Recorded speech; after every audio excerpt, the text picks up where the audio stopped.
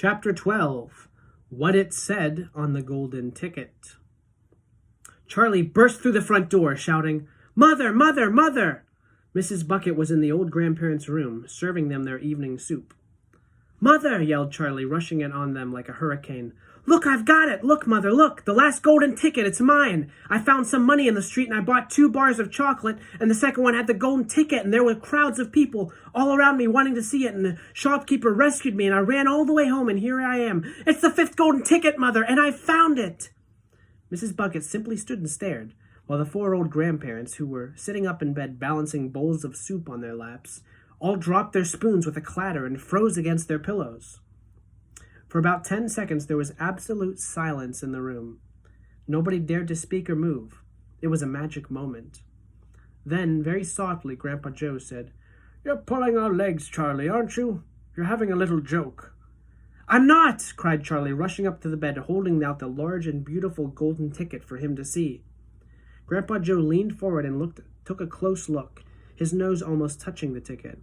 The others watched him, waiting for their verdict.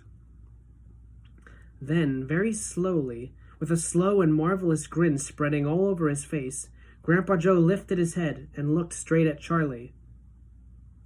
The color was rushing to his cheeks, and his eyes were wide open, shining with joy, and in the center of each eye, right in the very center, in the black pupil, a little spark of wild excitement was slowly dancing. Then the old man took a deep breath, and suddenly, with no warning whatsoever, an explosion seemed to take place inside him. He threw up his arms and yelled, "Yippee!"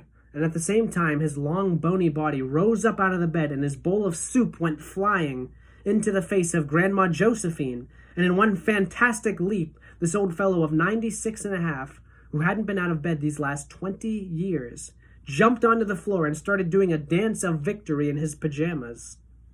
"Yippee!" he shouted. "3 cheers for Charlie! Hip, hip, hooray!" At this point, the door opened, and Mr. Bucket walked into the room. He was cold and tired, and he looked it. All day long he had been shoveling snow in the streets. "Cripes!" he cried. "What's going on in here?" It didn't take them long to tell him what had happened. "I don't believe it," he said. "It's not possible." "Show him the ticket, Charlie!" shouted Grandpa Joe, who was still dancing around the floor like a dervish in his striped pajamas. "Show your father the 5th and last golden ticket in the world!" "Let me see it, Charlie," Mr. Bucket said, collapsing into a chair and holding out his hand. Charlie came forward with the precious document. It was a very beautiful thing, this golden ticket, having been made, so it seemed, from a sheet of pure gold, hammered out almost to the thinness of paper. On one side of it, printed by some clever method in jet-black letters, was the invitation itself, from Mr. Wonka. "Read it aloud," said Grandpa Joe, climbing back into the bed at last. "Let's all hear exactly what it says." Mr. Bucket held the lovely golden ticket up close to his eyes. His hands were trembling slightly, and he seemed to be overcome by the whole business. He took several deep breaths. Then he cleared his throat and said, "All right, I'll read it. Here we go. Greetings to you, the lucky finder of this golden ticket, from Mr. Willy Wonka. I shake you warmly by the hand.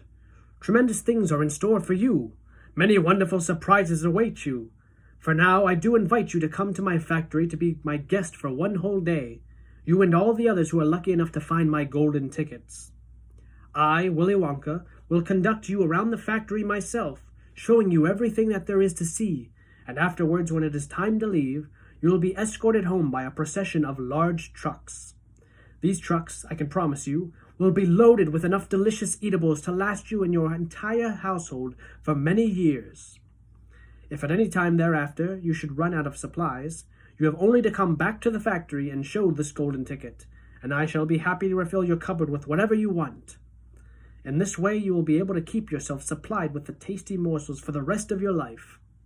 But this is by no means the most exciting thing that will happen on the day of your visit. I am preparing other surprises that are even more marvelous and more fantastic for you and for my beloved golden ticket holders. Mystic and marvelous surprises that will entrance, delight, intrigue, astonish, and perplex you beyond measure. In your wildest dreams you could not imagine that such things could happen to you. Just wait and see. And now, here are your instructions. The day that I have chosen for the visit is the first day of the month of February. On this day, and no other, you must come to the factory gates at 10 o'clock sharp in the morning. Don't be late, and you are allowed to bring with you either 1 or 2 members of your own family to look after you and to ensure that you don't get into mischief. One more thing. Be certain to have this ticket with you, otherwise you will not be admitted. Signed, Willy Wonka. "The first day of February," cried Mrs. Bucket. "But that's tomorrow. Today is the last day of January. I know it is." "Cripes," said Mr. Bucket. "I think you're right." "You're just in time," shouted Grandpa Joe. "There's not a moment to lose. You must start making preparations at once. Wash your face, comb your hair, scrub your hands, brush your teeth, blow your nose, cut your nails, polish your shoes, iron your shirt, and for heaven's sake, get all that mud off your pants. You must get ready, my boy. You must get ready for the biggest day of your life." "Now don't overexcite yourself, Grandpa," Mrs. Bucket said, "and don't fluster poor Charlie. We must all try to keep very calm. Now the first thing to decide is this. Who is going to go with Charlie to the factory?" "I will," shouted Grandpa Joe, leaping out of bed once again. "I'll take him. I'll look after him. You leave it to me." Mrs. Bucket smiled at the old man. Then she turned to her husband and said, "How about you, dear? Don't you think you ought to go?" "Well," Mr. Bucket said, pausing to think about it, "no, I'm not so sure that I should." "But you must." "There's no must about it, my dear," Mr. Bucket said gently. "Mind you, I'd love to go. It'll be tremendously exciting, but on the other hand, I believe that the person who really deserves to go most of all is Grandpa Joe himself. He seems to know more about it than we do, provided, of course, that he feels well enough." "Yippee!" shouted Grandpa Joe, seizing Charlie by the hands and dancing around the room. "He certainly seems well enough," Mrs. Bucket said, laughing. "Yes, perhaps you're right after all. Perhaps Grandpa Joe should be the one to go with him. I certainly can't go myself and leave the other 3 old people all around the bed for a whole day." "Hallelujah!" yelled Grandpa Joe. "Praise the Lord!" At that point there came a loud knock on the front door. Mr. Bucket went to open it, and the next moment swarms of newspapermen and photographers were pouring into the house. They had tracked down the finder of the 5th golden ticket, and now they all wanted to get the full story on the front pages of the morning papers. For several hours, there was a complete pandemonium in the little house, and it must have been nearly midnight before Mr. Bucket was able to get rid of them so that Charlie could go to bed.